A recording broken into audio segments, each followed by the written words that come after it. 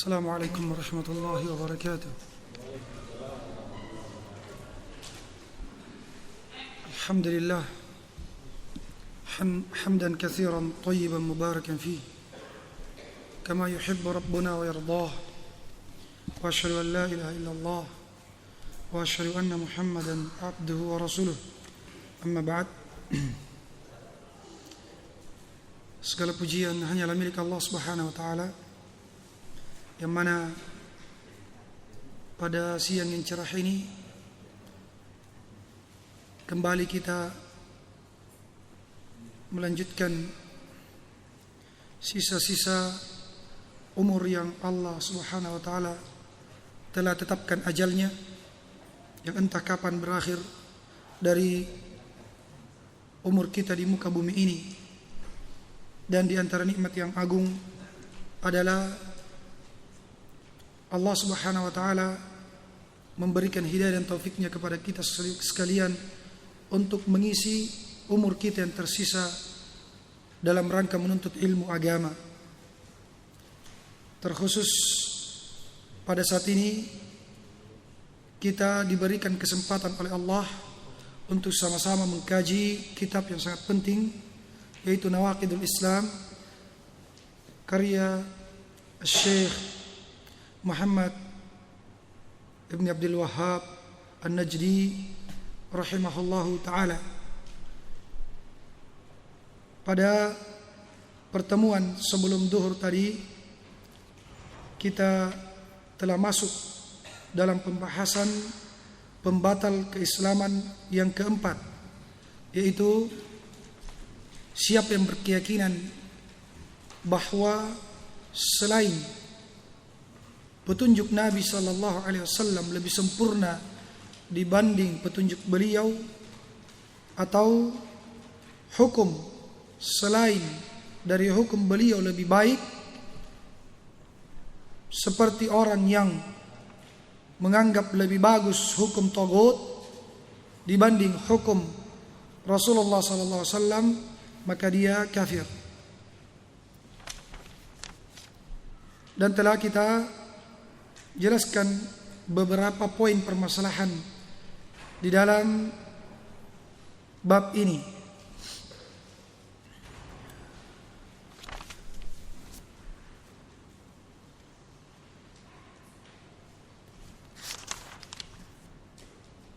Sekarang pembahasan kita, apa hukum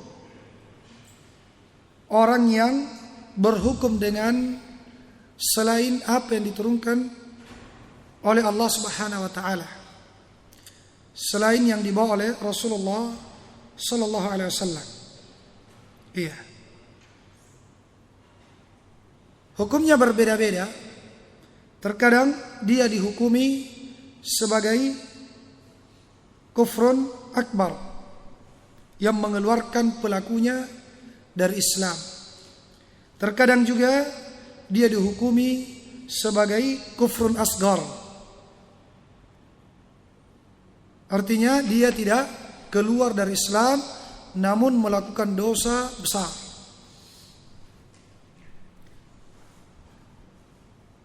Kapankah seseorang yang berhukum selain hukum Islam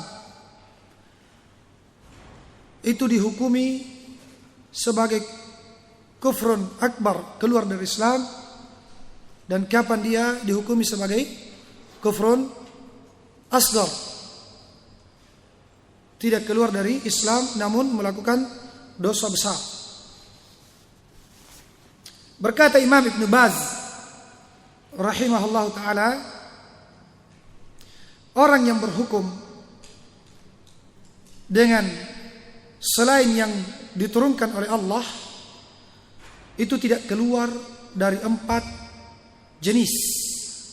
Yang pertama, orang yang mengatakan bahwa saya berhukum dengan undang-undang ini selain yang Allah turunkan karena dia lebih afdal, lebih baik dibanding syariat Islam, maka ini kafir akbar, kufrun akbar, keluar dari Islam. Jenis yang kedua, ada orang yang mengatakan, saya berhukum dengan undang-undang ini, ya, karena dia sama posisinya dengan hukum Islam, sehingga boleh untuk dijadikan sebagai hukum. Maka ini kufrun akbar, karena dia berkeyakinan ada hukum yang sama dengan hukum Allah Subhanahu wa taala, atau berkeyakinan bolehnya berhukum dengan hukum selain Allah. Jenis yang ketiga, ada orang yang mengatakan bahwa saya berhukum dengan hukum ini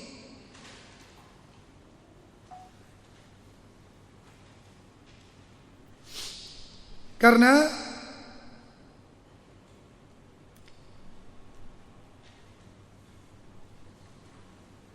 saya beranggapan hukum selain Islam itu boleh dilaksanakan, namun saya tetap berkeyakinan bahwa hukum Islam lebih afdal. Jadi kalau tadi dia mengatakan boleh karena sama. Kalau ini dia mengatakan boleh berhukum selain hukum Islam, tetapi hati saya tetap berkeyakinan bahwa hukum Islam yang lebih afdal. Apa hukumnya? Tetap kafir dengan kufran akbar, keluar dari Islam.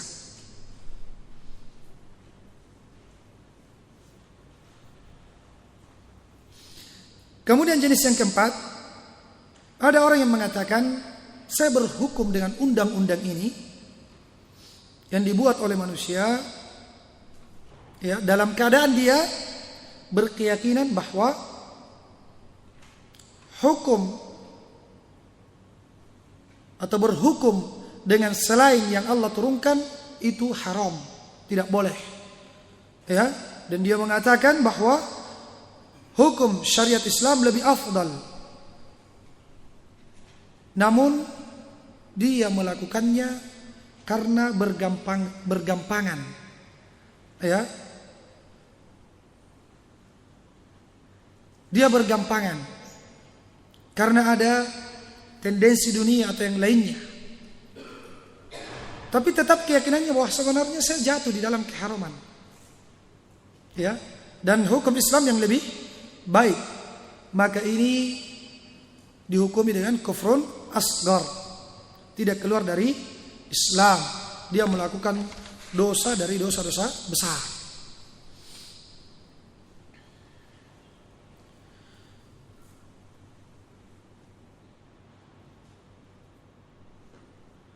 Selanjutnya, apakah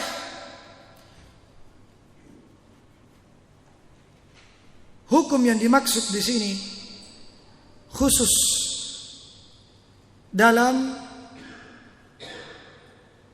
penegakan keadilan atau menyelesaikan sengketa, atau yang dimaksud di sini wajibnya berhukum dengan hukum Allah pada seluruh urusan, iya, yang lebih umum dalam masalah akidah, atau dalam masalah ibadah, atau dalam masalah muamalah, dan juga dalam menyelesaikan sengketa.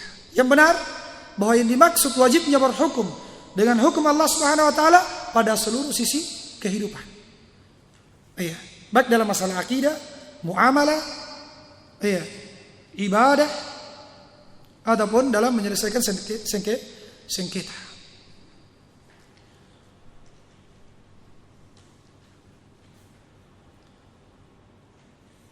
Allah Subhanahu wa taala berfirman, "Fa in tanaza'tum fi syai'in farudduhu ila Allah war Rasul in kuntum tu'minuna billahi wal yawmil akhir, dzalika khairun wa ahsanu ta'wila."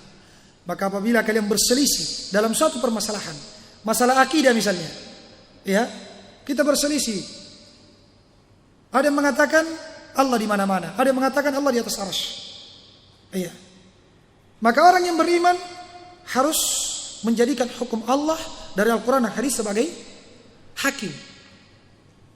Iya, bukan ucapan guru, bukan ucapan ya profesor, bukan dengan logika, bukan dengan perasaan, tetapi dengan Al-Quran dan hadis Nabi Sallallahu Alaihi Wasallam. Iya.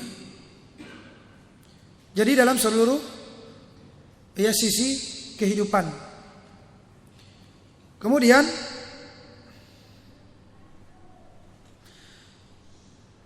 bagaimana hukumnya orang yang mengatakan saya lebih paham ya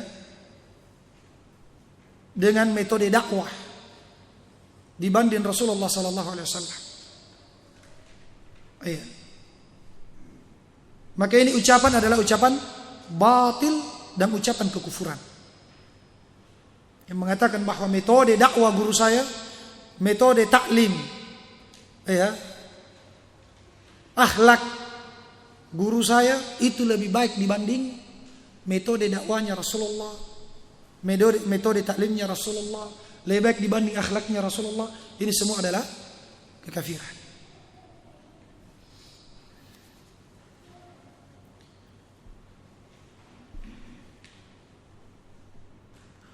Kemudian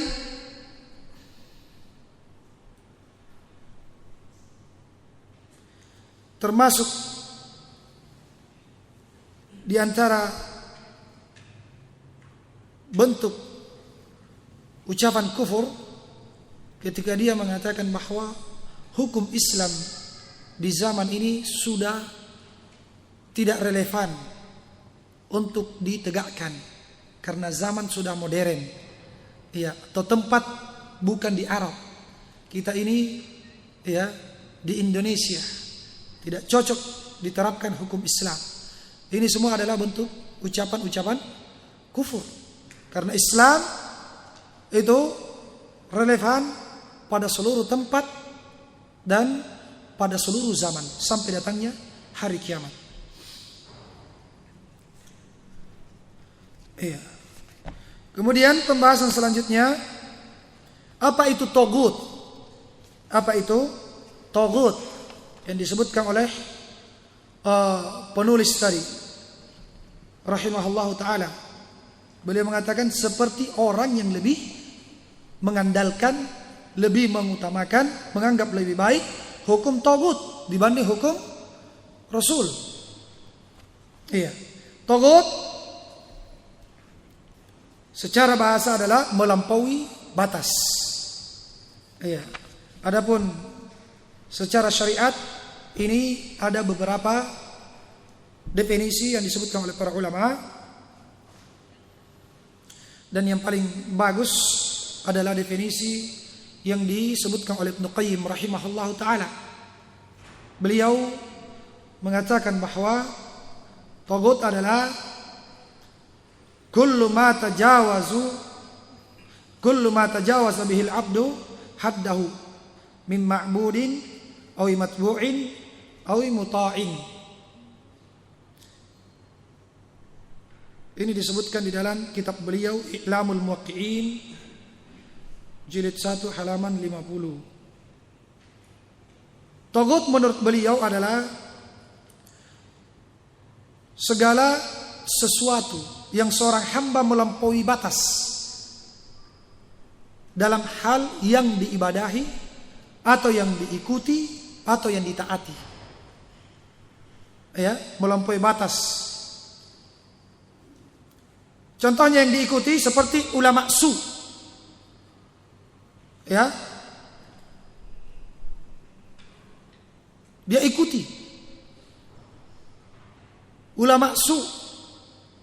Yang mana ulama tersebut menyebarkan bid'ah dan membenci sunnah. Iya. Membenci tauhid dan membela kesyirikan. Tetapi dia ditokohkan dianggap ulama. Ini disebut taghut. Begitupun kuhan, ya, dukun, tukang sihir, ya.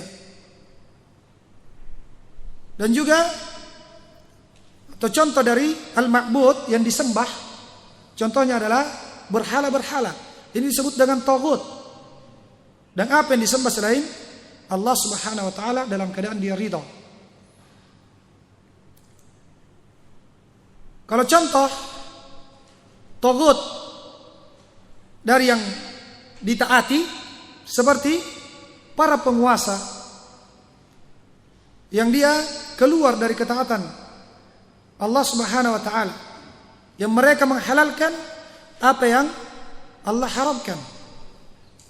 Iya. Dan mereka mengharamkan apa yang Allah halalkan. Ini disebut taghut.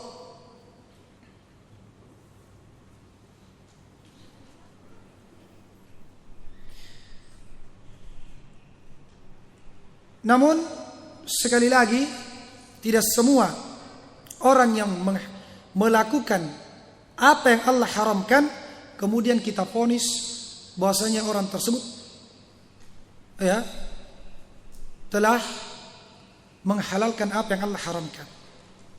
Jadi tidak semua orang yang melakukan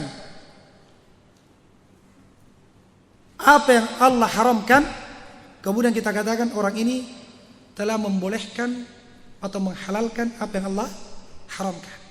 Kenapa? Karena bisa jadi dia melakukannya itu karena hawa nafsu, bukan karena keyakinan bahwasanya ini apa? Halal.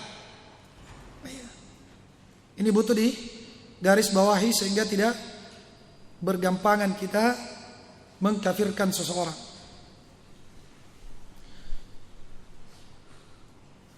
Kemudian pembatal keislaman yang kelima, man abghada syai'an mimma ja'a bihi Rasul sallallahu alaihi wasallam walau amila bih kafara ijma'an. Wa dalilu qauluhu ta'ala dzalika bi annahum karihu ma anzalallahu fa ahbata a'malahum. Siapa yang membenci sesuatu dari apa yang dibawa oleh Rasul sallallahu alaihi wasallam walaupun dia amalkan, maka dia kafir secara ijma'. Dalilnya adalah firman Allah Subhanahu wa taala, dzalika bi annahum karihu ma anzalallahu fa ahbata a'malahum. Demikian itu disebabkan karena mereka benci terhadap apa yang Allah turunkan, maka Allah menghapus amalan-amalan mereka.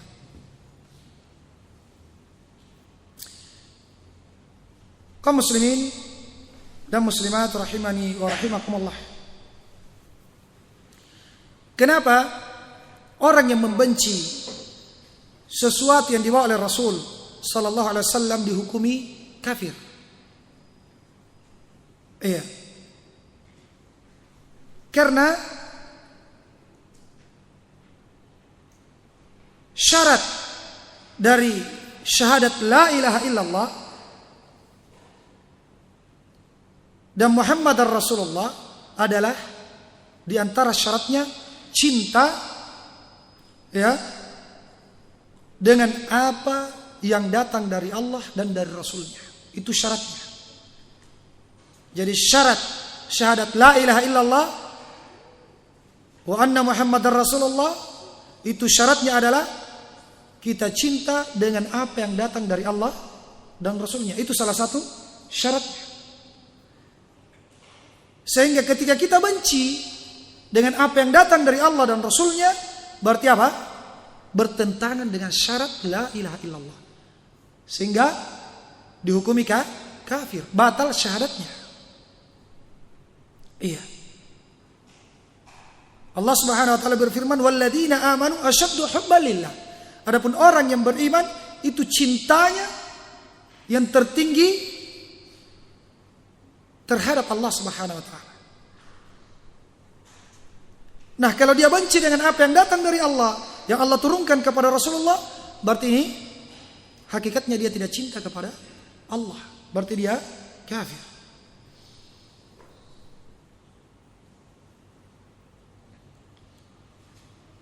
Kemudian di sini Syekh rahimahullah taala menyebutkan man abghada syai'an, siapa yang membenci sesuatu. Artinya tidak harus dia benci seluruhnya yang dibawa oleh Nabi. Ya. Jadi tidak harus dia benci semuanya kemudian dihukumi kafir. Ya, salah satu saja yang dibawa oleh Rasulullah dia benci, maka hukumnya kafir. Seperti orang yang membenci hadis yang jelas dia sahih dari Nabi. Ya. Ini terhapus seluruh amalannya.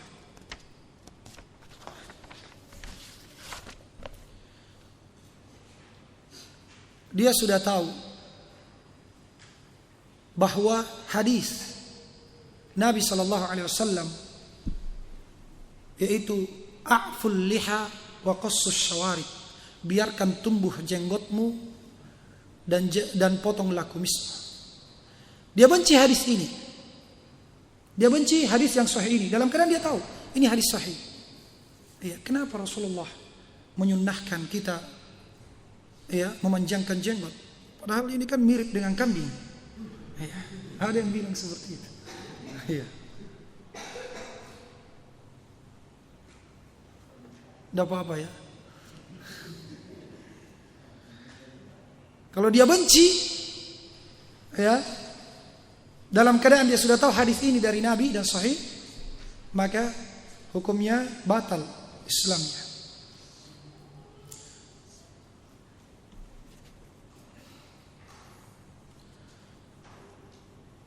Kemudian kata Syekh, walaupun dia amalkan, selama dia benci, walaupun dia amalkan sendiri, ya, maka tetap dihukumi kafir. Iya. Kenapa? Karena orang-orang munafik juga mengamalkan apa yang dibawa oleh Rasulullah.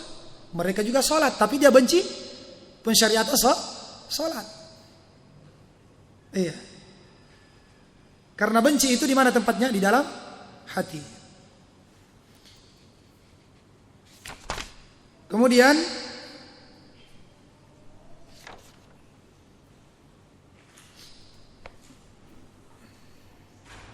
Syekh Ibn Baz rahimahullah ta'ala itu menyebutkan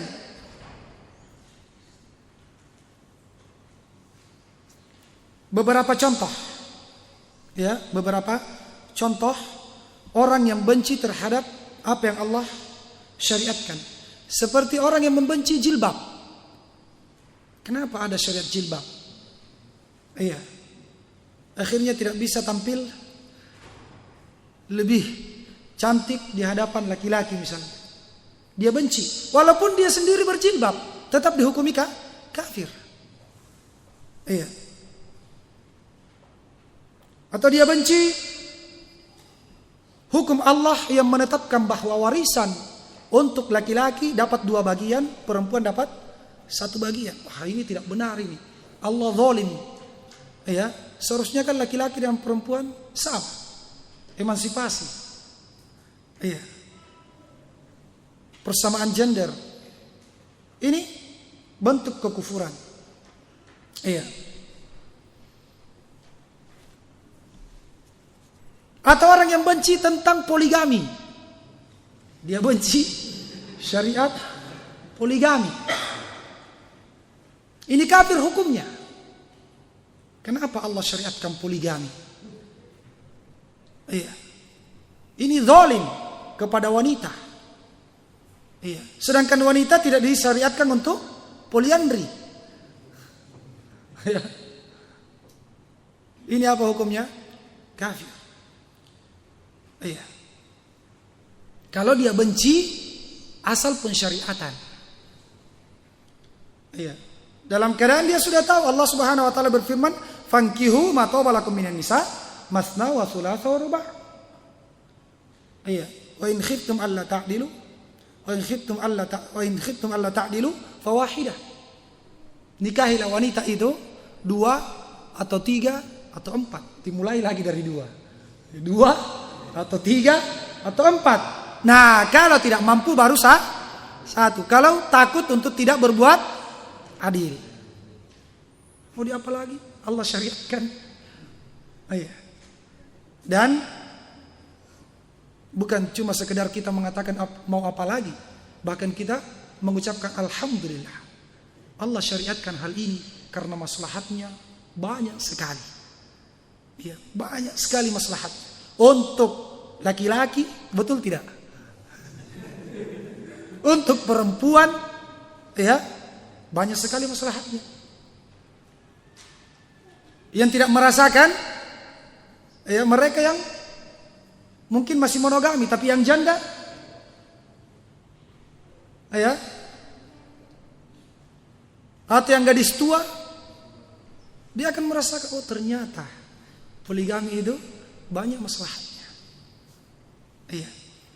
Dan hakikatnya juga, walaupun dia monogami, kalau dia mau jujur, dia ingin mengkaji hikmah di balik poligami, dia akan tahu bahwasanya banyak hikmah di balik poligami. Dan maslahatnya juga untuk umat, akan semakin banyak generasi umat ini. Dan pembahasan ini butuh daurah khusus. Iya. Targhib wa tarhib poligami. Iya. Ta'addud az-zawjat.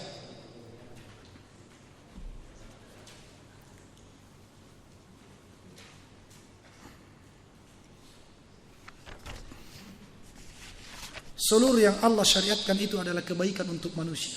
Tidak ada sedikit pun kedzaliman di dalamnya. Iya.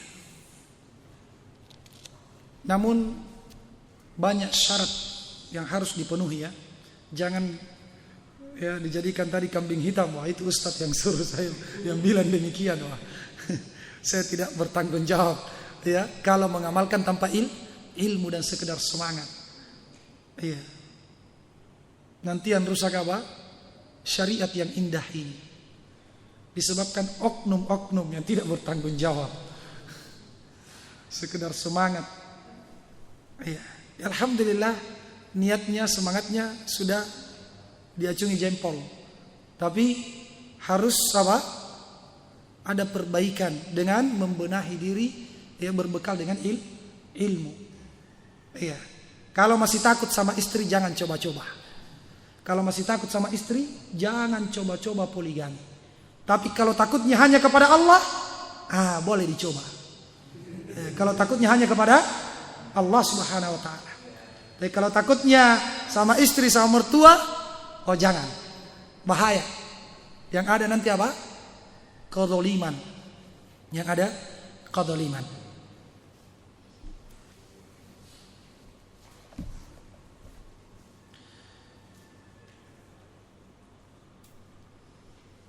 Yang ingin mendengarkan rekamannya ada kayaknya itu. Ada katanya tentang hal ini. Iya. Selanjutnya, apa yang dimaksud dengan benci di sini? Yang menjadi sebab pembatal keislaman. Ya. Ketahuilah ikhwas sekalian, wal akhwat, bahwa benci itu terbagi menjadi dua. Ada namanya benci tabi'i. Tabiat manusia membencinya. Ya. Ada benci yang syar'i. Kalau tabi'i, benci tabi'i ini tidak mengeluarkan dari Islam. Iya.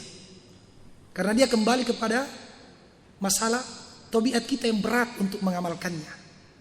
Iya, nafsu yang berat untuk mengamalkannya. Ketika ini muncul, maka ini tidak menyebabkan orangnya keluar dari Islam. Allah Subhanahu wa taala berfirman, "Kutiba alaikumul qitalu wa huwa kurhul lakum." Telah diwajibkan untuk kalian berperang, itu berjihad, dalam keadaan kalian membencinya. Iya. Artinya apa? Karena berat. Hakikatnya tabiat kita tidak senang namanya peperangan. Tidak senang yang namanya membunuh atau dibunuh. Tidak senang mengorbankan harta. Iya. Tabiat kita membenci, artinya nafsu kita berat untuk melakukannya. Tapi ini tidak dianggap kafir. Iya.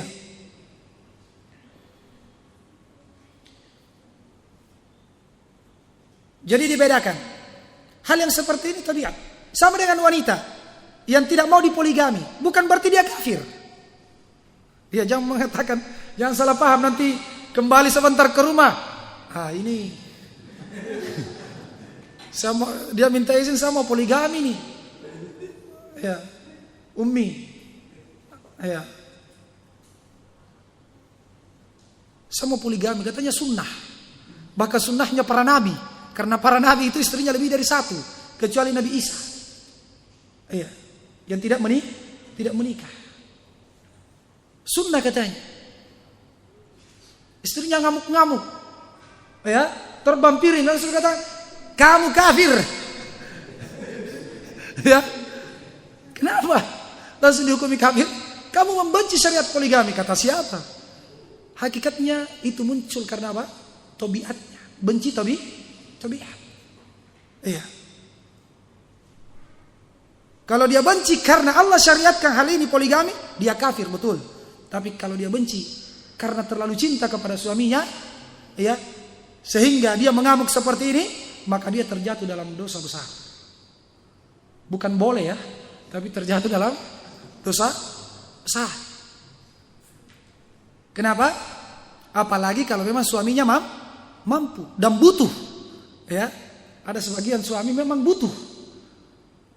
Nah, ketika dia mengamuk, melakukan ya perbuatan yang menyelisih syariat, memaki-maki suami, ya, mubadzir sampai menghancurkan harta benda, ini termasuk dosa besar. Iya. Tapi tidak kafir selama dia tidak membenci syariatnya. Iya. Selama dia tidak membenci syariatnya. Dan tentunya saya nasihatkan kepada para wanita untuk bertakwa kepada Allah Subhanahu wa taala, dan kalau memang dia cinta kepada suaminya, hendaknya dia bantu suaminya untuk bertakwa kepada Allah Subhanahu wa taala. Iya. Hendaknya dia membantu suaminya untuk bertakwa kepada Allah Subhanahu wa taala dan membantu saudari-saudarinya untuk bertakwa kepada Allah Subhanahu wa taala. Iya. Semoga istri-istri kita diberikan hidayah dan taufik dalam perkara ini. Karena para wanita mengatakan apa? Andai kata wanita disyariatkan berjihad, lebih baik saya pilih berjihad daripada dipoligami. Na'udzubillah. Ini PR bagi para suami untuk mendidik istrinya supaya mentauhidkan Allah dengan benar. Artinya cintanya murni kepada Allah. Asyaddu hubba lillah. Cintanya itu betul-betul puncaknya kepada Allah, bukan untuk suami. Karena suami itu mau mati. Iya. Toh kita akan berpisah dengan suami dalam keadaan hidup ataupun karena meninggal. Jadi jangan berlebih-lebihan dalam hal ini. Itu nasihat saya. Semoga diterima dan diamalkan.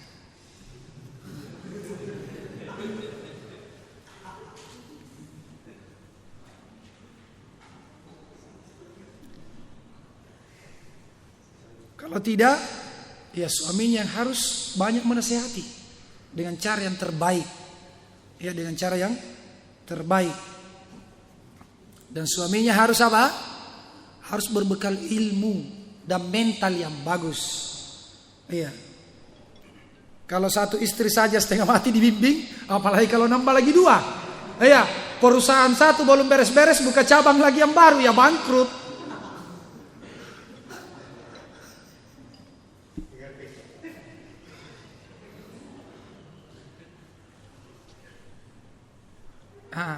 Kalau pembahasan seperti ini biar kayaknya sampai jam 5 sore, tidak ada yang ngantuk.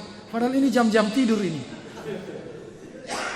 Ya, semoga ini semua karena bentuk cinta kepada sunnah Nabi sallallahu alaihi wasallam. Iya. Selanjutnya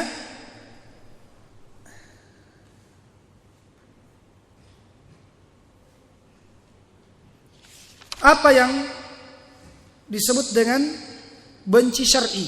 Tadi kan benci tabi'i. Iya, hal yang wajar. Selama tidak berlebih-lebihan. Kalau berlebih-lebihan apa? Akan mengantarkan kepada dosa. Kalau benci syar'i, yaitu dia benci kepada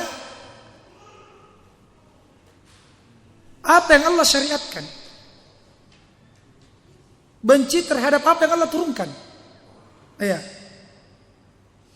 Allah Subhanahu wa taala berfirman, "Dzalika bi annahum karihu ma anzalallahu fa ahbata a'malahum." Demikian itu disebabkan karena mereka benci terhadap apa yang Allah turunkan, maka Allah hapus seluruh amalan. Ya.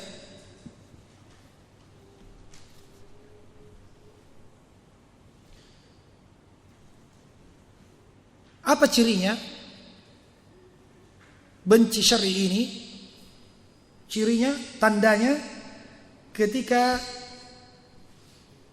mereka tidak membenci syariat tersebut kecuali setelah dia tahu bahwasanya Allah yang turunkan, Allah yang menurunkannya. Setelah dia tahu, oh ini Allah yang syariatkan, oh ini Rasulullah syariatkan, akhirnya dia benci. Maka ini ya tanda bahwasanya dia benci apa yang Allah turunkan.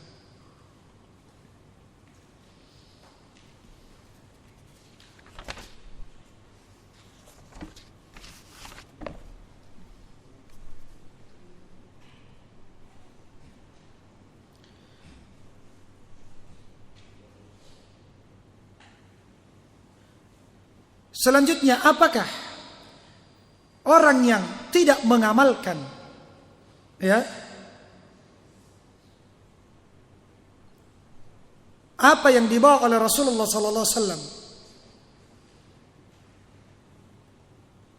itu dianggap dia benci? Ya, jawabannya tidak.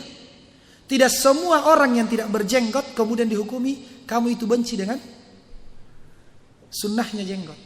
Tidak semua orang yang isbal kemudian dihukumi kamu itu membenci isbal.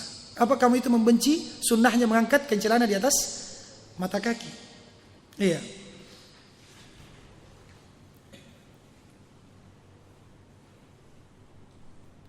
Sebagaimana hadis Nabi sallallahu alaihi wasallam ketika ada salah seorang yang minum khamar, ya, minum minuman keras, beliau bersabda, innahu yuhibbullaha wa rasulah. Sesungguhnya orang ini cinta kepada Allah dan Rasulnya. Namun bersamaan dengan itu dia tetap jatuh di dalam dosa. Iya.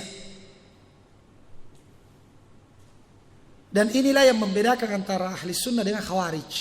Kalau khawarij itu menghukumi pelaku dosa besar keluar dari Islam. Kenapa? Karena dia menganggap kalau orang minum khamar, orang berzina, dianggap ini apa?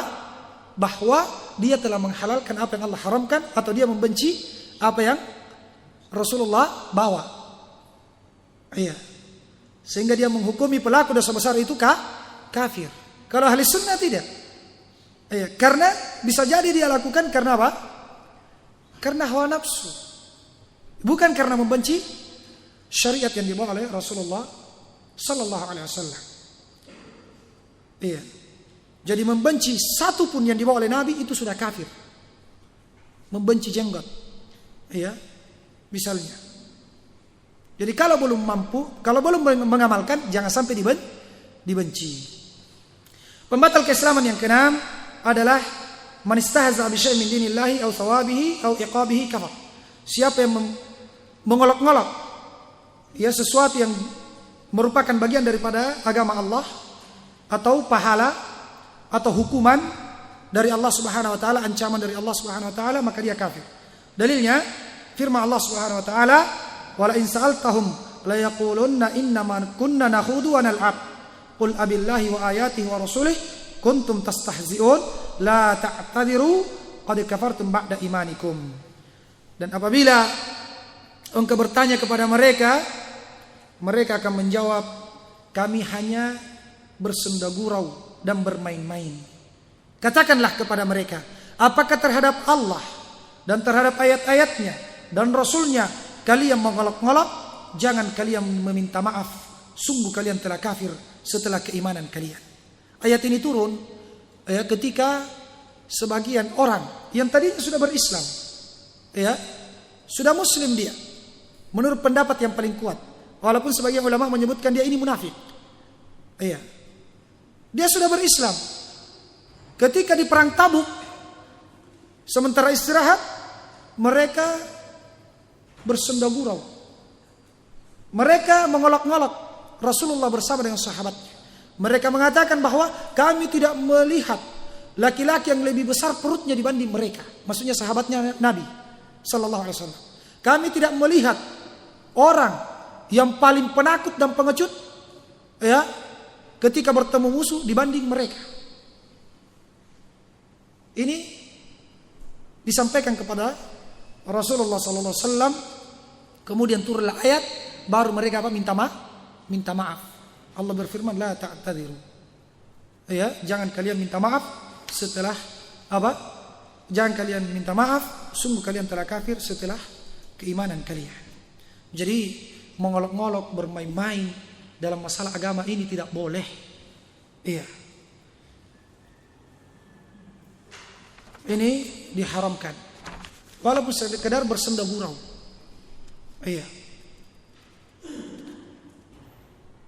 Bukan main-main jamaah sekalian, hukumnya kafir. Karena agama ini dibangun di atas pengagungan. Kalau kita beriman kepada Allah berarti kita agungkan. Kita agungkan Al-Quran, kita agungkan syariat Islam. Termasuk masjid diagungkan. Apapun dari syiar-syiar Islam diagungkan. Tidak boleh dijadikan bahan permainan atau olok-olokan.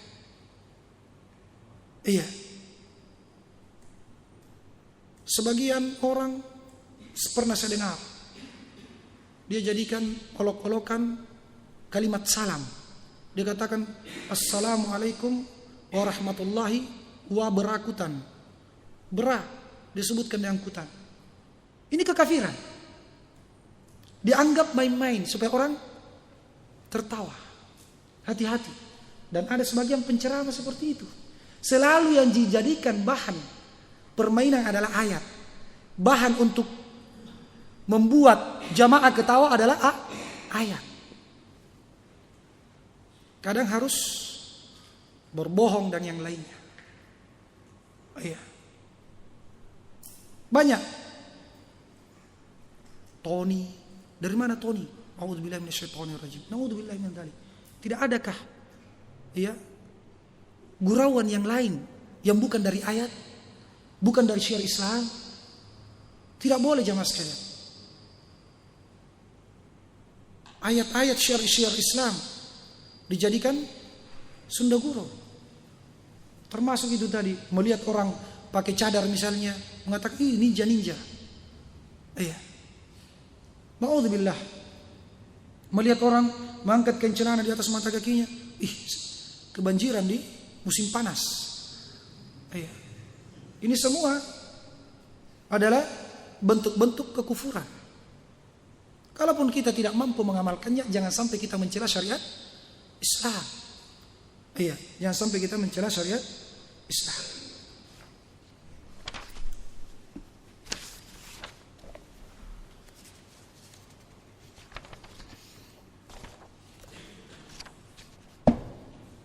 Kalau ada orang yang mencela model jenggotnya seseorang, modelnya, kamu jenggotmu jelek sekali, seperti jarum saya satu biji misalnya, satu lembar, Kalau dia cela, dia hina karena disyariatkannya jenggot, ini kafir. Tapi kalau dia cela karena modelnya, apa hukumnya? Dosa besar, karena dia mencela ciptaan Allah. Siapa yang ciptakan modelnya sampai keriting begini? Ciptanya Allah Subhanahu wa taala. Saya cuma mendapatkan hadis, biarkan tumbuh jenggotmu, ya sudah, saya amalkan, sami'na wa ta'na. Kami mendengar dan kami taat. Demikian. Jadi tidak boleh mencela ciptaan Allah Subhanahu wa taala. Iya, termasuk ngolok-ngolok misalnya, dan termasuk kekufuran. Dia katakan bodoh juga. Ya, masa ada hujan di musim panas? Itu kekafiran. Termasuk kebodohan adalah adanya hawa dingin di musim panas, atau adanya hawa panas di musim hujan. Iya. Ini semua apa? Kekufuran. Kenapa? Karena ini ayat-ayat kauniyah, tanda-tanda kebesaran Allah Subhanahu wa taala yang dia celah. Iya. Kemudian apa bedanya antara pembatal keislaman yang keberapa tadi? Yang sebelumnya, yang kelima dengan yang keenam ini? Kalau benci itu dari hati. Kalau celaan, hinaan, olok-olokan itu dari lisan, bisa juga dengan bahasa tubuh. Apakah dia kedip-kedipkan mata ketika lewat orang yang beriman, dia celah ketika ada orang yang mengamalkan sunnah, ya, dengan isyarat-isyarat tertentu, ya, biasa dengan isyarat yang menunjukkan dia apa? Mengolok-ngolok atau merendahkan. Iya. Atau misalnya dia mengetahui bahwa siwak itu sunnah. Iya. Kemudian dia olok-olok. Kenapa kamu makan kayu? Iya. Dalam keadaan dia tahu ini sunnah hukumnya. Ini sangat berbahaya jamaah sekalian. Iya.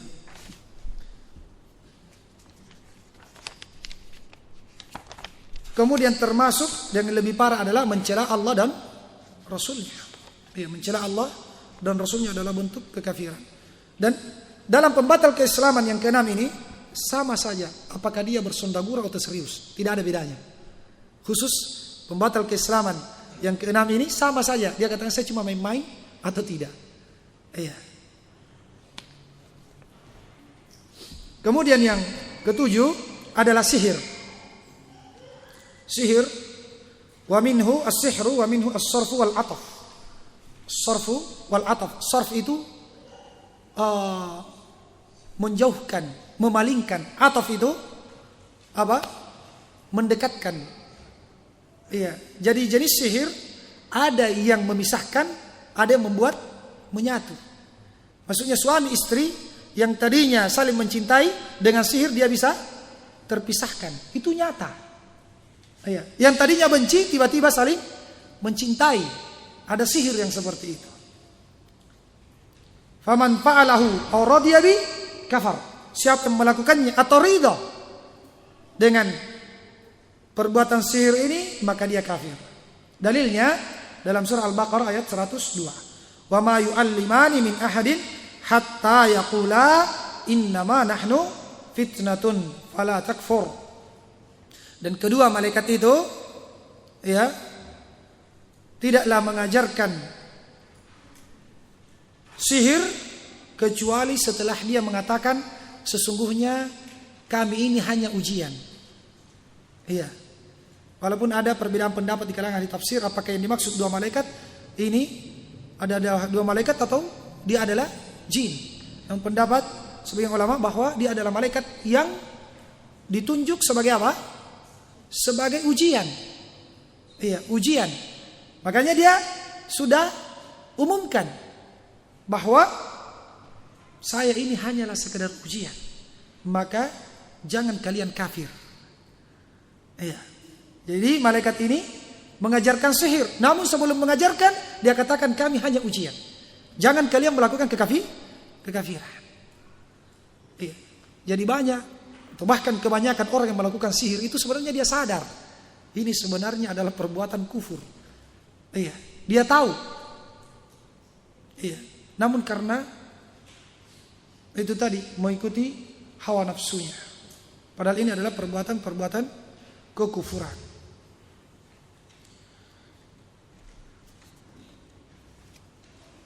Apa itu sihir? Iya, sihir itu secara bahasa sesuatu yang halus. Makanya dikatakan makan sahur itu sahur atau waktu sahur itu dengan sahur. Kenapa? Karena halus. Iya. Tengah malam, sepi, senyap. Iya, dari segi bahasa. Adapun dari segi istilah, maka banyak banyak definisi yang disebutkan oleh para ulama, dan sulit untuk mendapatkan definisi yang betul-betul sempurna. Iya, karena banyaknya bentuk-bentuk sihir, banyak sekali bentuknya. Iya. Yang paling masyhur adalah definisi yang disebutkan oleh Imam Ibnu Qudamah. Dia mengatakan sihir itu adalah jimat-jimat ataupun bacaan-bacaan ataupun simpul-simpul tali yang bisa memberikan pengaruh kepada badan atau hati yang menyebabkan seseorang bisa tersakiti. Dari sini ditusuk bonekanya, di sana yang tersakiti. Iya kan? Iya, bisa menyebabkan orang tersebut tersakiti atau bahkan terbunuh, dan bisa menyebabkan bercerainya kedua pasangan suami istri. Iya. Atau bisa jadi setiap dia datangi istrinya langsung kendor semangatnya. Iya. Itu juga ada bentuk sihir seperti itu. Iya. Kenapa sihir ini dikategorikan kekafiran? Karena kebanyakan bentuk sihir itu bekerja sama dengan syaitan dan melakukan ibadah kepada syaitan. Iya. Karena syaitan atau jin itu tidak memberikan bantuan kecuali setelah memberikan persyaratan berupa kekufuran kepada manusia. Biar ada temannya di mana? Di neraka nantinya, sama-sama kekal. Ya, jadi ada persyaratannya. Apakah bentuknya diminta disembelihkan kambing, ayam, atau bentuk-bentuk ibadah yang lainnya. Atau disuruh baca Al-Quran, tapi Al-Qurannya dibalik. Iya, ayatnya diputar balik. Nah, itu ada persyaratan seperti itu. Iya. Dan banyak persyaratan yang bermacam-macam yang diberikan atau disodorkan oleh syaitan, yang intinya ingin merusak akidah kita, akidah kaum muslimin. Kemudian selanjutnya kita ringkas saja. Yang ke-8, mudaharatul musyrikin wa muawanatuhum 'alal muslimin. Yang membantu orang-orang musyrik dan menolong mereka untuk memerangi kaum muslimin. Dalilnya akan kafirnya orang yang seperti ini, Allah Subhanahu wa taala berfirman dalam surah Al-Maidah ayat 51. Wa may yatawallahum minkum fa innahu minhum. Innallaha la yahdil qaumadh dhalimin. Dan siapa yang berloyalitas kepada mereka di antara kalian, maka sesungguhnya dia termasuk golongan mereka. Sesungguhnya Allah tidak akan memberikan hidayah kepada kaum yang zalim. Iya. Bab ini sangat penting sekali karena banyak pemuda yang salah di dalam memahami hal ini, sehingga dia bergampangan untuk mengkafirkan seseorang yang memiliki hubungan atau kerjasama dengan orang kafir atau negara kafir. Iya. Banyak kaum muslimin mengkafirkan negara Arab Saudi itu karena apa? Karena pada tahun 90-an negara-negara Arab memberikan izin untuk membuat pangkalan militer di negara Teluk ketika Amerika ingin menyerang Irak, ingin menyerang Irak, Saddam Hussein. Iya, insya Allah kita akan lihat pembahasannya di dalam bab ini. Iya.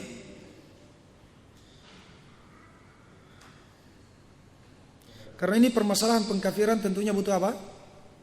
Butuh ilmu. Tidak boleh seseorang bergampangan dan berbicara tanpa ilmu. Iya, jadi al-mudahara, menolong, iya, dan berloyalitas kepada orang kafir, itu hukumnya adalah haram. Iya. Allah Subhanahu wa taala berfirman, "Fala takunanna dhahiran lil kafirin." Maka janganlah sekali-kali kalian itu menjadi penolong untuk orang-orang kafir. Iya. Dan yang dimaksud di sini dengan mudahara atau berloyalitas ya dengan orang kafir apabila disertai dengan cinta. Ya.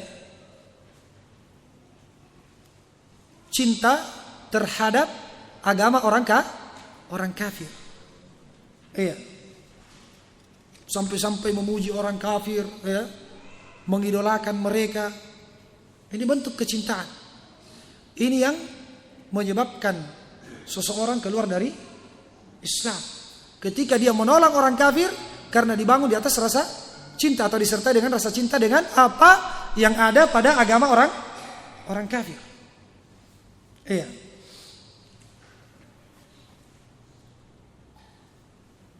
Adapun ketika seorang kerjasama dengan orang kafir, ya, bukan karena cinta dengan agama mereka, tetapi karena urusan dunia. Iya, sebagaimana yang dilakukan oleh negara-negara Teluk ketika itu, berikan izin kepada Amerika untuk membuat pangkalan militer di sana. Kenapa? Karena ada urusan dunia. Ya, apa itu?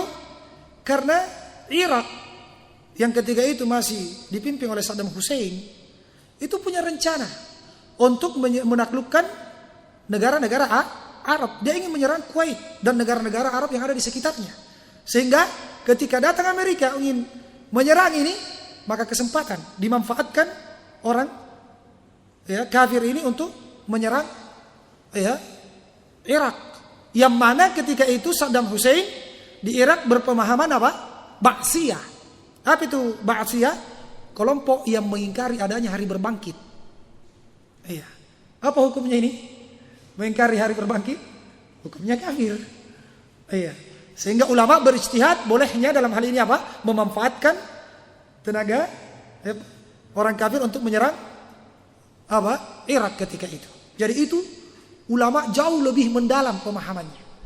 Namun muncul orang-orang belakangan ya yang ditokohkan kemudian mengkafirkan negara Arab gara-gara hal tersebut. Padahal setelah itu selesai. Orang Arab pun tidak ada yang masuk kafir dan mereka tidak mencintai agama orang kafir. Bahkan setelah itu mereka semua pulang. Selesai. Iya. Jadi ada urusan dunia di sana.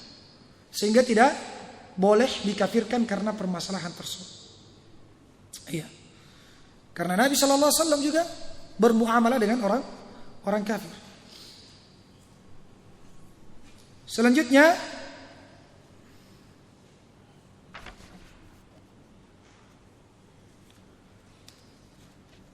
tentang wajibnya al-wala wal bara, benci apa cinta dan benci.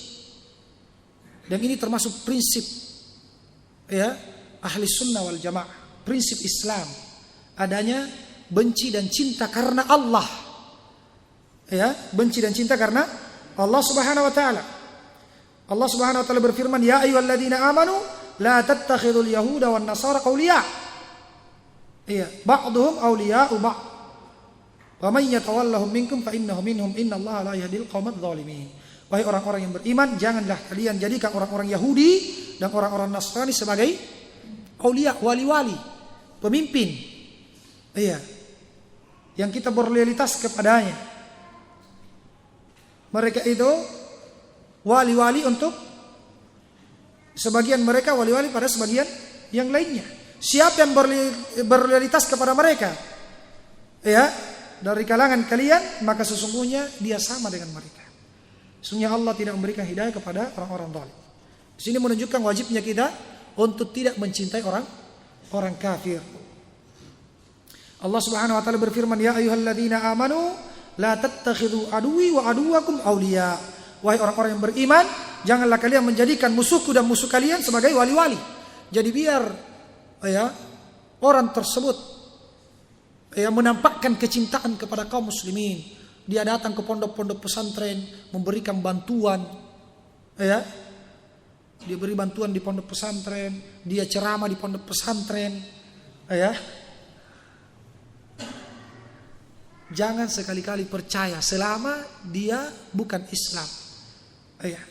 Hakikatnya kata Allah, dia itu musuhku dan musuh kalian, dan mereka tidak akan pernah ridho dengan agama kita. Walaupun ya pada penampilannya, ucapannya seakan-akan mereka itu membela Islam. Ya, itu semua karena tendensi politik saja. Iya. Dan Allah Subhanahu wa taala mengharamkan kita berkasih sayang dengan mereka. Mencintai orang-orang kafir. Allah Subhanahu wa taala berfirman, "La tajidu qauman yu'minuna billahi wal yawmil akhir yuwadduna man haddallaha wa rasulah." Engkau tidak akan mendapati, wahai Muhammad, suatu kaum yang beriman kepada Allah dan hari akhir, mereka saling berkasih sayang, berloyalitas dengan orang-orang yang membenci Allah dan Rasulnya. Walaupun mereka itu adalah bapak-bapak mereka, iya, ataupun anak-anak mereka, walaupun keluarga terdekat. Tidak dibenarkan untuk berloyalitas dengan orang kafir. Bahkan itu apa? Ciri beriman dan tidaknya seseorang. Iya. Ciri beriman dan tidaknya seseorang. Jadi wajib seorang muslim itu mencintai saudaranya sesama muslim. Dan dia benci orang-orang yang di luar kaum muslimin. Iya. Dan cinta kepada sesama muslim ini kadarnya tergantung dengan bagaimana kadar cintanya dia kepada Allah. Ketika saudara muslim kita ini ya cinta kepada Allah dan Rasulnya, mengamalkan sunnah Nabi sallallahu alaihi wasallam, iya, semakin cinta kepada Allah dan Rasulnya, maka kita pun semakin mencintainya. Semakin iya dia jauh dari Al-Quran dan Sunnah, kita pun semakin mengurangi kadar cinta kita kepada dia. Iya. Tapi selama dia masih muslim, maka wajib kita mencintainya. Dan kita benci sesuai dengan kadarnya. Iya. Jadi beda antara kaum muslimin yang dia semangat di atas sunnah dengan kaum muslimin yang dia salat 5 waktu tapi apa? Terkadang dia jatuh pada dosa-dosa besar, menambah-nambah agama atau mengurangi, ya, melakukan perkara-perkara yang tidak disunnahkan oleh Nabi sallallahu alaihi wasallam. Betul, kita cintai dia sebagai muslim yang tidak keluar dari ya keislaman. Namun kadarnya berbeda dengan orang yang pertama tadi, yang dia kokoh di atas agama Allah Subhanahu wa taala. Jadi ada namanya benci karena Allah dan cinta karena Allah Subhanahu wa taala. Jadi selama dia muslim, tidak boleh kita berlepas secara totalitas. Artinya benci secara total dan tidak ada rasa cinta sedikit pun, tidak boleh. Selama dia masih muslim, tetap ada rasa cinta kepadanya, namun kadarnya sesuai dengan tingkat kecintaannya kepada Allah dan Rasulnya, tingkat kekokohannya di atas syariat Allah Subhanahu wa taala. Banyak sebenarnya rincian di dalam pembahasan ini, namun waktu kita tersisa 15 menit. Sehingga kita ringkas saja. Kita masuk sekarang dalam pembahasan an-naqid at-tasi', pembatal keislaman yang ke-9, man i'taqada anna ba'dhan nasi la yajibu alaihi ittiba'uhu. La yajibu alaihi ittiba'uhu sallallahu alaihi wasallam wa annahu yasi'ahu al-khuruju min syari'atihi kama wasi'al khadaru al-khuruja an syari'ati Musa alaihi salam fahuwa kafir. Siapa yang berkeyakinan, ini kembali lagi kepada keyakinan. Siapa yang meyakini bahwa sebagian orang itu tidak wajib mengikuti Rasulullah sallallahu alaihi wasallam, atau boleh baginya untuk keluar dari syariatnya Nabi Muhammad sallallahu alaihi wasallam, seperti bolehnya Nabi Khidir untuk keluar dari syariatnya Nabi Musa alaihissalam, maka dia kafir. Kalau ada orang yang berkeyakinan saya tidak wajib mengikuti Rasulullah, saya sudah sampai pada tingkat ma'rifah, saya langsung berguru kepada Allah. Ya, saya tidak wajib lagi sholat, saya tidak wajib lagi apa? Mengikuti Nabi Sallallahu Alaihi Wasallam. Ini hukumnya apa? Kufur. Dasarnya apa? Dia katakan buktinya juga Nabi Khidir boleh keluar dari syariatnya siapa? Nabi Musa alaihissalam. Nah, ini pendalilan yang keliru. Ini pendalilan yang keliru. Kenapa?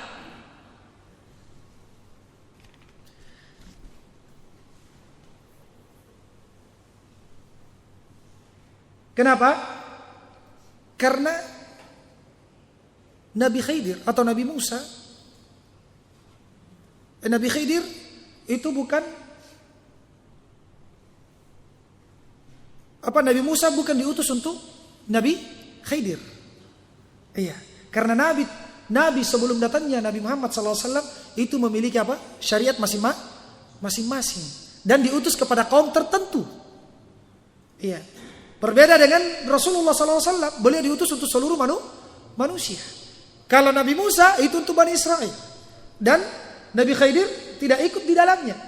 Maka beda syariatnya Nabi Musa dengan Nabi Khidir, sehingga tidak wajib Nabi Khidir untuk mengikuti Nabi Musa alaihissalam. Itu jawaban yang pertama. Kemudian jawaban yang kedua, bahwa di sini Nabi Khidir itu mendapatkan wahyu dari Allah untuk melakukan amalan yang seakan bertentangan dengan syariatnya Nabi Musa alaihissalam. Apa itu? Dia membunuh anak kecil, ya kan? Kemudian dia melubangi perahunya orang. Iya. Kemudian ketika dia minta dijamu, dia tidak dijamu di kampung tersebut. Bahkan yang ada apa? Justru dia menegakkan kembali tembok rumah yang mau rubuh. Iya. Tapi ini bukan kehendaknya Nabi Musa. Allah berfirman di dalam Al-Quran, ya, Nabi Musa berkata apa? Wa ma fa'altu an amri. Saya tidak melakukan ini karena kemauanku. Artinya apa? Beliau dapat wahyu dari Allah. Nah, sekarang orang-orang yang tidak mau mengikuti Nabi Muhammad karena ada alasan dia sudah mencapai tingkatan tertentu dan seterusnya, apakah dia dapat wahyu dari Allah? Kapan dia mengatakan saya juga dapat wahyu? Berarti ini apa? Kekufuran. Karena dia berkeyakinan ada Nabi setelah Rasulullah Sallallahu Alaihi Wasallam. Jadi ini pendalilan keliru sekali, menjadikan dalil bahwasanya Nabi Musa keluar dari syariatnya Nabi Khidir keluar dari syariatnya Nabi Musa alaihissalam. Iya, jadi beda. Zamannya Nabi Musa itu ada syariatnya tersendiri. Tapi di zaman sekarang setelah diutusnya Nabi Muhammad, seluruh manusia baik yang Nasrani, Yahudi, siapapun mereka wajib mengikuti Rasulullah Sallallahu Alaihi Wasallam. Iya. Bahkan andai kata Nabi Musa dan Nabi Isa, ya, dan nabi-nabi yang lainnya hidup di zaman sekarang, maka wajib mengikuti syariatnya Nabi Muhammad Sallallahu Alaihi Wasallam. Iya. Kemudian yang terakhir, al-i'rad an dinillahi ta'ala la yata'allamu wa la ya'malu bih. Berpaling dari agama Allah Subhanahu wa taala, dia tidak mau mempelajarinya dan tidak mau mengamalkannya. Dalilnya firman Allah Subhanahu wa taala, "Wa man atlamu mimman dzukkira bi ayati rabbih tsumma a'rada anha. Inna minal mujrimina muntaqimun." Dan siapa yang lebih zalim dibanding orang-orang yang diingatkan tentang ayat-ayat Rabb-nya, kemudian dia berpaling dari ayat tersebut. Sesungguhnya kami akan membalas orang-orang pendosa. Iya, orang-orang mujrim. Dia tidak mau mendengar. Dibacakan ayat, dijelaskan, dia tidak mau. Ya, dia berpaling. Dan bentuk keberpalingan ini, ya, bisa dalam bentuk dia cuek, tidak mau belajar sama sekali, atau dia menolak ketika disampaikan. Ini bentuk keberpalingan, dan ini kekafiran. Ketika dia tidak mau sama sekali mempelajari Islam, iya, atau dia cuma mengucapkan asyhadu an la ilaha illallah wa asyhadu anna muhammadar rasulullah. Setelah itu dia tidak pernah lagi mengamalkan apa-apa. Ya, di KTP-nya saja Islam, tapi dia tidak pernah sholat. Selama hidupnya dia tidak pernah puasa. Iya. Tidak pernah beramal sama sekali. Tidak peduli dengan Islam. Hanya di KTP. Ini tidak dianggap Islamnya. Ya, tidak dianggap Islamnya. Karena iman itu apa? Al-qaul bil lisan, wa tasdiq bil janan, wal inqiyad bil jawarih. Yazidu ya bit ta'ah wa yanqus bil ma'siyah. Apa itu iman? Iman itu diucapkan di mulut, diyakini dalam hati dan diamalkan dengan anggota badan, bertambah dengan ketaatan dan berkurang dengan kemaksiatan. Itulah iman. Kalaupun cuma sekadar mengucapkan 2 kalimat syahadat, setelah itu tidak mau sholat, tidak mau apa, tidak ada amalan sama sekali, maka ini tidak terangkat. Iya. Jadi inilah beberapa atau 10 poin pembatal keislaman. Ya, dan tidak harus melaksanakan atau jatuh di dalam 10 ini kemudian dihukumi kafir. Tetapi salah satunya saja seseorang terjatuh di dalamnya, maka dia sudah batal Islamnya. Namun butuh diingat ya, pendahuluan yang lalu ada syarat-syarat dan penghalangnya. Ya. Dan menghukumi 1000 orang kafir bahwasanya dia Islam itu lebih ringan dibanding menghukumi seorang Islam bahwasanya dia kafir dalam keadaan dia keliru. Iya. Allahu a'lam bissawab. Mudah-mudahan apa yang kita dengarkan bersama sejak kemarin sampai hari ini menjadikan ilmu yang bermanfaat bagi kita semua dan sebagai rambu-rambu dan pijakan dalam kehidupan kita di muka bumi ini. Dan siapa yang mampu untuk menyampaikan kepada saudara-saudara yang lainnya, apakah bentuk rekaman, bentuk nasihat dan atau bentuk yang lainnya, maka tentunya dia akan mendapatkan pahala jariah. Iya, karena Islam itu untuk seluruh kaum muslimin, bukan terbatas kepada orang tertentu ya, namun untuk seluruh kaum muslimin.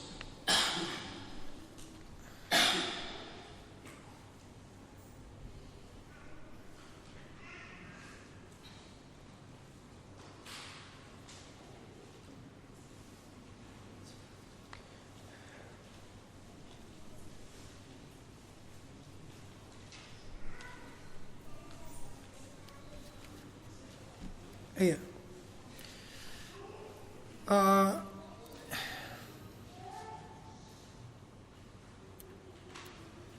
Ada pertanyaan, apa hukumnya orang yang suka meminta-minta di kuburan? Ini pertanyaan terlalu global. Orang yang meminta-minta di kuburan itu bermacam-macam. Apakah dia meminta kepada Allah atau justru dia meminta kepada penghuni kubur? Ketika dia meminta kepada Allah, ya, butuh dilihat, ya, apa yang dia minta kepada Allah di kuburan. Karena orang yang datang ke kuburan itu, ya, disyariatkan orang datang ke kuburan dengan tujuan apa? Mengingat kematian. Tujuannya untuk mengingat kematian. Yang kedua tujuannya adalah untuk meminta kepada Allah. Supaya apa? Supaya penghuni kubur tersebut ya diringankan atau diselamatkan dari azab kubur. Iya. Jadi orang yang datang ke kuburan atau disyariatkan kita datang ke kuburan dengan 2 tujuan tadi. Yang pertama apa? Untuk mengingat kematian. Yang kedua untuk meminta kepada Allah, mendoakan orang yang meninggal tersebut supaya diringankan azabnya atau dibebaskan dari azab. Adapun kalau dia datang di kuburan, kemudian dia minta kepada penghuni kubur, dia panggil, dia berdoa, dia bertawakal, dia bersandar kepada penghuni kubur ini, maka ini kesyirikan. Karena doa itu hanya untuk Allah Subhanahu wa taala. Hanya kepada Allah kita berdoa. Nah, jadi dia terjatuh dalam kesyirikan. Berarti atau misalnya dia datang ke kuburan bukan untuk mendoakan penghuni kubur, tetapi untuk mendoakan anaknya yang lagi sakit. Tapi dia berdoa kepada siapa? Kepada Allah. Cuma dia yakini kalau dia berdoa di samping kuburan orang soleh mungkin lebih diterima, lebih mustajabah. Ini bukan kesyirikan, tetapi dia bid'ah. mengantar kepada kesyirikan. Iya, sangat berbahaya. Jadi tidak boleh langsung divonis. Andai kata orang ini dia cerita ke kita, bahwasanya tadi saya datang ke sana, saya minta kepada penghuni kubur tersebut karena dia wali, dia akan sampaikan kepada Allah. Nah, kita katakan bahwasanya ini adalah kesyirikan. Ini kesyirikan, tidak boleh. Kalau ternyata setelah dinasihati dia masih melakukan dan meyakini hal tersebut, maka orang yang seperti ini telah terhapus Islamnya. Kalau sudah terhapus, ya tentunya ya telah kita sebutkan tadi apanya? Konsekuensinya. Iya. Ya, ada banyak konsekuensi orang yang telah terhapus keislamannya. Iya. Tinggal 2 menit lagi. Ada pertanyaan?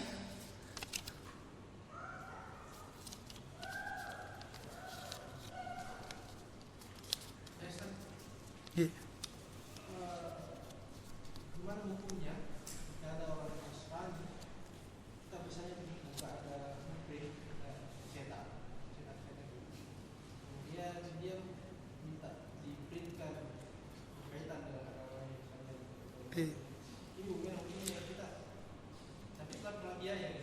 Iya. Iya. Iya. Jadi bagaimana hukumnya kalau kita sebagai seorang yang bisnis di bidang percetakan, datang orang Nasrani suruh fotokopi kitab Injilnya banyak-banyak misalnya. Iya. Iya. Saya katakan bahwa Allah Subhanahu wa taala berfirman, "Wa ta'awanu 'alal birri wat taqwa wa la ta'awanu 'alal itsmi wal 'udwan." Tolong menolonglah kalian dalam kebaikan dan ketakwaan, dan jangan tolong menolong di atas dosa dan permusuhan. Dan ini termasuk dosa. Maka walaupun dia tawarkan 1 miliar 1 lembar, maka jangan sekali-kali terima. Iya, jangan sekali-kali terima. Minta maaf. Ini masalah agama. Kalau fotokopi yang lainnya masalah buku matematika ya tidak masalah. Ini masalahnya akan menyebarkan kekufuran. Allahu a'lam bissawab. Ya, fadhal. Tapi waktu sudah masuk. Tinggal setengah menit. Iya. Seumpama orang yang meninggal dalam keadaan kafir atau keluar dari Islam sesuai yang diterangkan tadi, bagaimana, apakah kita perlakukan seperti orang Islam ketika dia meninggal? Iya, betul. Iya. Jadi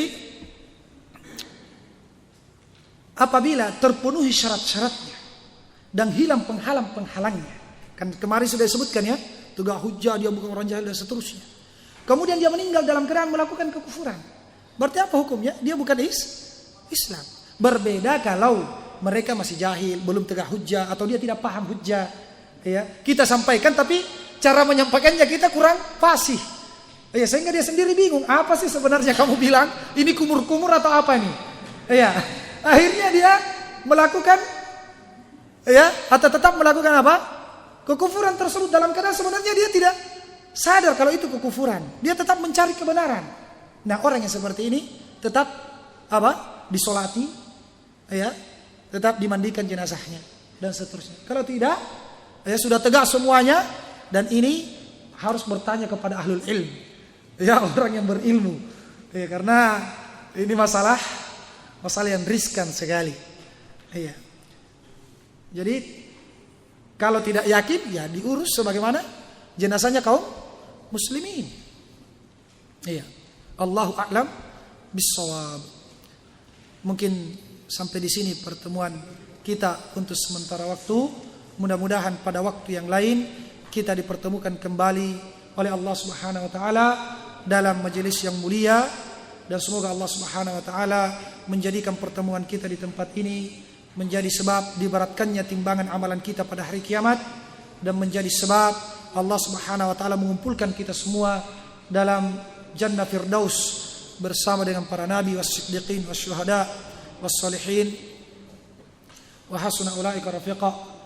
Semoga apa yang kita dengarkan bersama menjadi ilmu yang bermanfaat, menjadi hujjah untuk kita bukan atas kita.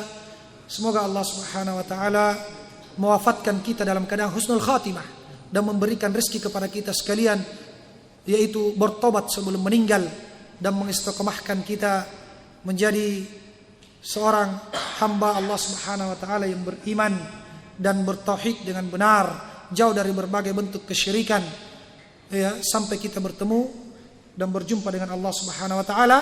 Kalau ada yang benar itu datang dari Allah semata, kalau ada yang salah itu dari saya pribadi, dan saya memohon ampun kepada Allah Subhanahu wa taala. Kemudian meminta kritikan dan masukan dari jamaah sekalian sebelum saya meninggalkan majelis, sehingga kesalahan tersebut tidak menjadi dosa jariah bagi saya. Ada yang butuh dikritik atau butuh diluruskan? Kalau tidak, saya ucapkan jazakumullah khair kepada para panitia. Semoga Allah membalas pahala mereka dengan membalas amalan mereka dan usaha mereka berupa pahala yang berlipat ganda, dan diampuninya dosa-dosa mereka. Sekian, kita akhir dengan kafaratul majlis. Subhanakallahumma wa bihamdik, asyhadu an la ilaha illa anta, astaghfiruka wa atubu ilaik. Assalamualaikum warahmatullahi wabarakatuh.